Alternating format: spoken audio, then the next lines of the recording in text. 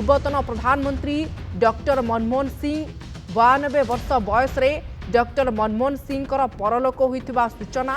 କିଛି ସମୟ ପୂର୍ବରୁ ତାଙ୍କର ସ୍ୱାସ୍ଥ୍ୟ ଅବସ୍ଥା ବିଗିଡ଼ି ଯାଇଥିଲା ଏବଂ ତାଙ୍କୁ ଦିଲ୍ଲୀ ସ୍ଥିତ ଏମ୍ସ ହସ୍ପିଟାଲରେ ଭର୍ତ୍ତି କରାଯାଇଥିଲା। अवस्था संगीन थिला एवं एम्स रो एक स्वतंत्र डाक्तरी प्रतिनिधि दल तांकर चिकित्सा करुथिले। हठात तांकर स्वास्थ्य अवस्था बिगड़ी थिला किंतु किछि दिन धरी से शारीरिक भाव में असुस्थ हो उठिथिले। कांग्रेस रो कोनोसी बड़ कार्यक्रम बा सभारे तांकु देखिबा पई मिलु नथिला। किछि समय पूर्वरु तांकु दिल्ली स्थित एम्स हस्पिटाल रे भर्ती करा जायथिला एवं अवस्था जटिल थिला। एम्स रो स्वतंत्र डाक्तर प्रतिनिधि दल तांकर चिकित्सा करुथिले एवं मेडिकल रे मध्य किछि समय पूर्वरु पहुंचीथिले प्रियंका गांधी भद्रा सांसद एवं ये वर्तमान समय बड़ सूचना सामना को आसुछि जे चिकित्साधीन अवस्था डॉक्टर मनमोहन सिंह देहांत होइछि। सबुठारु बड़ सूचना एवं दुखद सूचना आउ नाहांती पूर्वतन प्रधानमंत्री डॉक्टर मनमोहन सिंह तांकर देहांत होइतिबा बड़ सूचना सामना को आसुछि। 92 वर्ष बयस रे डॉक्टर मनमोहन सिंह देहांत होइछि। अचानक स्वास्थ्य अवस्था बिगिड़ी जिबारु तांको दिल्ली स्थित एम्स हस्पिटाल रे भर्ती करा जायथिला एवं एक स्वतंत्र डाक्तरी प्रतिनिधि दल तांकर स्वास्थ्य उपरे नजर रखिथिले। मेडिकल रे प्रियंका गांधी भद्रा मध्य आसी पहुंचीथिले। या सहित डाक्टर मनमोहन सिंह मध्य जने झियो आसी उपस्थित थिले। बापांकर स्वास्थ्य केमिति रहिछि ता उपरे मध्य तांकर नजर थिला।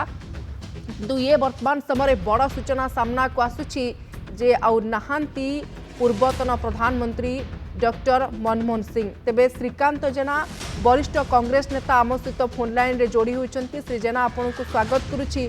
सर यही सूचना आसुछि वर्तमान समय जे पूर्वतन प्रधानमंत्री मनमोहन सिंह आउ नाहांती तांकर देहांत होइछि, आपण केमती देखुछन्ति?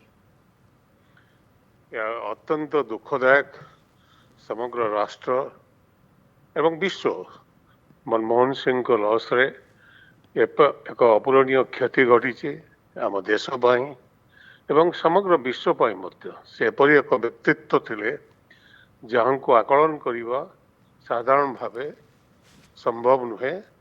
केवल जड़े अर्थनीति विशारद नथिले 10 वर्ष धरी भारत प्रधानमंत्री भावे, रिजर्व बैंक गवर्नर हिसाब रे, देशर फाइनेंस मिनिस्टर हिसाब रे, योजना कमिशन अध्यक्ष हिसाब रे ये समस्त दायित्व जिते से नहीं से निजको नीरव रे देशर काम करी चाहिए एवं भारत वर्षर एपरी जड़े महान सुपुत्र थिले तांको विषय जेते आमे कहिबा सेते माने एते कह जाई पारे एवं प्रत्येक व्यक्ति आज मर्माहत डॉक्टर मनमोहन सिंह देहांत रे मोर सौभाग्य थिला तांको निकट रे काम करिवा तांको मंत्रिमंडल रे एवं मु जाने खूब कम कथा कहती अत्यंत मिष्टभाषी शिष्टाचार सभ्यता सबु दृष्टि सबु गुण रे से परिपूर्ण थिले।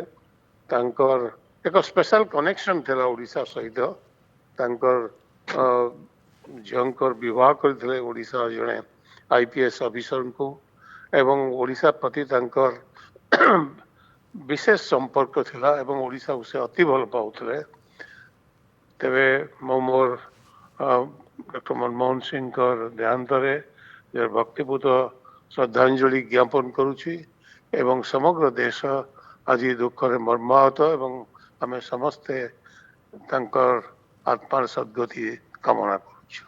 श्री जेना राजनीति रे केते बड़ क्षतिपूर्ण सृष्टि होला बोली आपण कहिबे? जेमती आपण कहूतिले जे तत्कालीन सरकारंकर आर्थिक परामर्शदाता भाव में से दायित्व तुलाउथिले एवं अनेक गुड़िए नीति से प्रणयन करथिले जहाँकि भारतर अर्थनीति को मजबूत करिवो, तेणु तांकर उपस्थिति केते क्षति हैला बोली आपण कहिबे? नहीं, डॉक्टर मनमोहन सिंह को से भारत वर्ष एक नुआ दिग्दर्शक थे अर्थनीति रे। भारत वर्ष आज जहाँ नुआ देश देखुचंती एवं भारत वर्ष को एक नुआ रास्ता नापी जो निष्पत्ति होता एवं से विशेष करी जिते आरंभ करते जे ओपन मार्केट इकोनॉमी को से धीरे धीरे खोली जहाद्वारा ଦେଶର ବିକାଶରେ ଏକ ବଡ଼ ଭୂମିକା ତାଙ୍କର ଥିଲା ଏବଂ ଯେକୌଣସି ବ୍ୟକ୍ତି ଏପରିକି ରାଜନୀତିକ ବିରୋଧୀ ହୁଅନ୍ତୁ ତାଙ୍କର କି ରାଜନୀତିରେ କିଏ ତାଙ୍କର ସମ୍ପର୍କରେ ହୁଅନ୍ତୁ, କିନ୍ତୁ ଗୋଟିଏ କଥା ଅତି ସ୍ପଷ୍ଟ ଥିଲା ଯେ ଜଣେ ରାଜନୀତି ବିଶାରଦ ହିସାବରେ ସମସ୍ତେ ତାଙ୍କ ନିକଟରେ ମୁଣ୍ଡ ନୁଆଇଥିଲେ।